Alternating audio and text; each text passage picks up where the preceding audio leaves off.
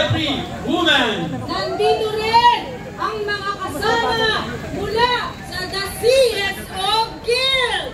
Kasama rin natin ang Solitar Talisayan. At nandito rin ang Youth Resist. At siyempre, kasama natin ang Akbayan Youth.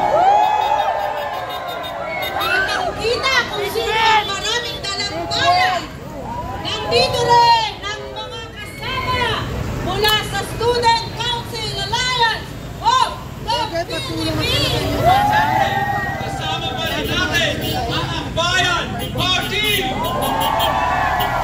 Nandito rin ang mga kasama mula sa National Party at Mamamayang Liberal. Kasama din natin ang Magalo Party. At mula sa hanay ng mga manggagawa, nandito ang nagkaisa Labor Coalition. Kasama rin natin ngayon ang Kalipunan. At nandito din ang pinakamatitigas at nagre-representa na dahilan at rason kung bakit kailangan libulin ng mga Duterte sa posisyon ng kapangyarihan. Nandito ang EJK families. Kasama rin natin ang unang tumindig para sa impeachment. Ang una, ang ikatlong grupo ng impeachment.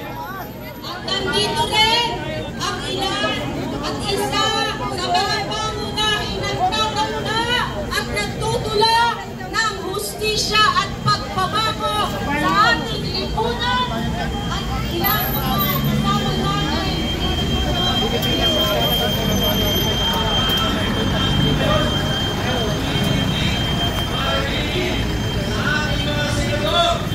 Sundin nyo ang inutos ng ating konstitusyon sa inyo.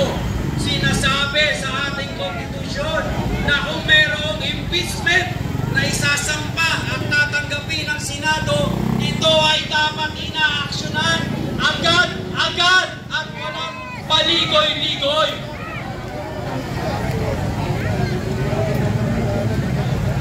Kasamang Teddy, inaanyayahan ka sa kanang bahagi ng truck. Kasamang Teddy,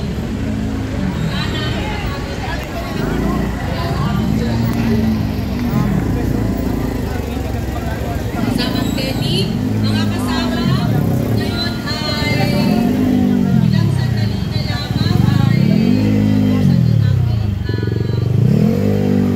unang ugat ng ating programa, Ecumenical Service na papangunahan ni Father Flavi.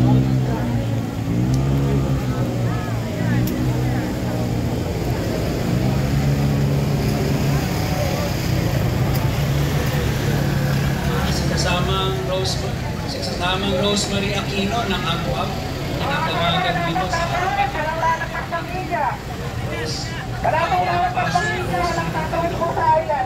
Naririnig ko, ayan, nakita pa na natin. Kasamang Teddy, tinatawagan kayo at meron isa sa guli na concern ang naman sa trapto. Ganun din, tinatawagan ang Pangulo ng ULAP, John Ilago. Naririnig ko, nandito sa John Ilago, Pangulo ng ULAP, sa